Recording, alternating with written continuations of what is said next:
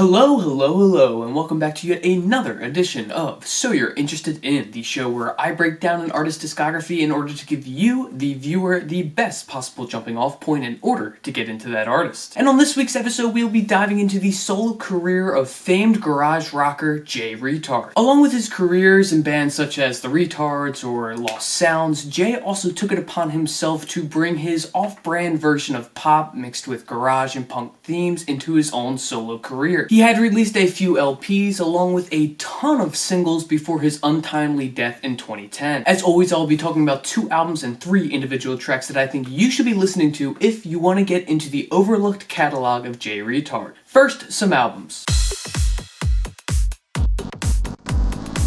The first album to listen to from Jay Reatard is his 2006 release Blood Visions. Packed with 15 short songs and spanning just under 30 minutes, this is one of the greatest garage pop albums of all time. Starting with It's So Easy, the song instantly explodes with its opening notes. Honestly, the instrumental is like a punched up version of the background audio behind like an outdoorsy commercial for like Dick's or something like that. But even in its incredibly short runtime and short verses, this song is recognizable, memorable, and immensely fun. Next, you need to hear My Shadow. Arguably his most popular song, this is a wonderful garage rock tune from front to back. His raw emotions in the vocals are unmatched and the pounding drums are simply enthralling. Finally, you have to pay attention to Waiting for Something. Yet another sing-along song, Jay shows off his master ability to rate a pop song that nearly anybody can listen to, regardless of whether they like garage or punk. Waiting for Something has some of his most ingenious writing in terms of the instrumental, as it features a sleek guitar solo that closes out not only the song, but the album. Easily his most accessible album, Blood Visions is chock full of banger after banger, making it perfect for new listeners. The next album to hear from Jay is his 2009 LP, Watch Me Fall. Leaning much more into the sounds of Britpop, this album has a much more definable pop sound palette in comparison to Blood Visions. The songs on Watch Me Fall are still quick and punchy, but the instrumental arrangements and vocal melodies make it much easier on the ears. Starting with the album's opening track, It Ain't Gonna Save Me, you can already hear a shift in Jay's sound. The track is still rather lo-fi in quality, but you can tell it was created with replayability in mind. Then you get Faking It. This song feels like the strangest mashup between early White Stripes and Blur if they decided to make a garage rock track. Jay's vocals are harmonized beautifully, surrounded by polished guitar thrashes and drum pounds, still staying true to his punk roots. Finally, you've got to hear Rotten Mind. Jay sings fairly candidly about his drug addiction and that he knows that it will end up being the demise of not only his career, but also his life, all over this bedroom pop instrumental. It's one of his most honest tracks, especially considering most people looked upon him as this crazy person who felt no remorse. I'll be honest, Watch Me Fall is not quite my cup of tea, but it is still a necessary listen for anybody looking to get into Jay's music.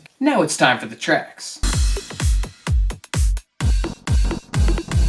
The first track to listen to from Jay is his single, Hang Them All. With a long buildup of noise to open up the track, you are then quickly tossed into Jay's unrelenting chaos of percussions and snippy guitars. This track also features some of Jay's catchiest lyrics, both in the verses and in the hook. Not to mention the awesome arpeggiated notes that quickly turn this track from a cathartic garage rock tune to a gorgeous pop medley. Oddly enough, the second half reminds me of an Explosions in the Sky song. This is simply one of the most complete and fulfilling songs from an artist who prefers short bursts of actions to full-length singles. The next track to check out is Hammer I Miss You from his Singles 06-07 collection. First things first, this song opens up with this super interesting fuzz on his guitar. The track overall sounds fantastic with a certain taste of garage rock, lo-fi production with his vocal melodies in the background. In a lot of ways, it reminds me of an early Car Seat Headrest song that would have ended up on like Teens of Style. And it also wouldn't surprise me if bands like Car Seat Headrest were heavily influenced by Jay. Overall, Hammer I Miss You is a great sing-along track from one of garage rock's finest studs. The final song to hear from Jay is DOA from his Matador Singles 08 collection. It may be a ridiculously short song, but it is one that leaves a lasting impact. And while there are a ton of singles on this record, I feel like this is the best one for new listeners. The bass line feels like you're being chased by a monster in your dreams, while the vocals are slathered over in all of their blurry greatness. Simply put, it is a fun, quick track that is definitely worth a listen. So that is all that I have this week on So You're Interested In. Hopefully you go out there and listen to some of Jay's solo stuff, or you might even be able to branch out into his music with the Reatards or Lost Sounds. But regardless of what you listen to after this video, leave a comment out below and just let me know what you are listening to. It doesn't necessarily have to be Jay, but if you do listen to his music and find something that you like, whether it's something I suggested or something I missed out on, please leave it in the comments below. Or if there's an artist that I have yet to cover that you would like to see covered, trust me, you've given me a ton of suggestions and I am currently writing videos for all of them, so thank you very much. But if there's somebody that I'm missing, please also leave them in the comments below. Outside of that, please feel free to subscribe to this channel for more videos just like this every single Wednesday, along with video history essays that come out every single Friday. I have a ton of new videos in the works, so please do not miss out, especially because most of them are suggested by you. So that is all that I have this week. Go out there and go listen to something new, whether it be Jay Reatard or somebody completely else. I don't know.